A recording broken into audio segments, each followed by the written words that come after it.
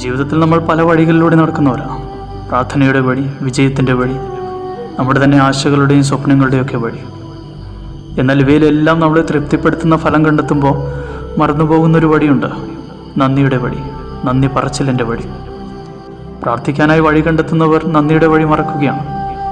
പ്രാർത്ഥിക്കാനായിട്ട് കാരണങ്ങൾ കണ്ടെത്തുന്നവർ നന്ദി പറയാനുള്ള കാരണങ്ങൾ മറന്നു കളയുക. അതിനുള്ള സമയം നാം കണ്ടെത്തുന്നില്ല. ചെയ്ത എല്ലാ അനുഗ്രഹങ്ങൾക്കും കർത്താവിൻ്റെ മുമ്പിൽ പോയി നന്ദി പറയുമ്പോൾ നമ്മളിൽ ഉണരുന്നത് നമ്മൾ അനുഗ്രഹിക്കപ്പെട്ടവരാണ് എന്ന അവബോധമാണ്. ഈ കാലം അത്രയും ദൈവത്തിൻ്റെ അദൃശ്യ കരങ്ങളാണ് എന്നെ നയിച്ചുകൊണ്ടിരുന്നതും എന്നെ തൊട്ടതും. പ്രാർത്ഥനകൾക്ക് ഉത്തരം കിട്ടുന്നതുവരെ നാം ഓടുകയാണ്. ഭയങ്കര ആവേശമാണ്. പ്രാർത്ഥിക്കാൻ സമയം കണ്ടെത്തുന്നു, ത്യാഗം ഏറ്റെടുക്കുന്നു, പള്ളിയിൽ പോകുന്നു, ആത്മീയ ശുശ്രൂഷകളിലൊക്കെ പങ്കെടുക്കുന്നുണ്ട്. എന്നാൽ പ്രാർത്ഥനകൾക്ക് ഉത്തരം കിട്ടിയതിന് ശേഷം എല്ലാം സ്വന്തം കഴിവിനാലാണ് എന്ന് പറഞ്ഞ് സ്വാർത്ഥതയുടെ വഴിയിലേക്ക് പോകുന്ന 9 പേരിൽ നാം ഒരാളായി മാറിക്കഴിഞ്ഞു. കർത്താവിലേക്ക് തിരിയുവാനുള്ള ആവേശമൊക്കെ പോയി. അങ്ങനെയുള്ളവർക്ക് കർത്താവ് ഒരു ATM മെഷീൻ മാത്രമാണ്. തിരികെ വന്ന് നന്ദി പറഞ്ഞവൻ വഴി കണ്ടെത്തിയവനാണ്, മറന്നവനല്ല.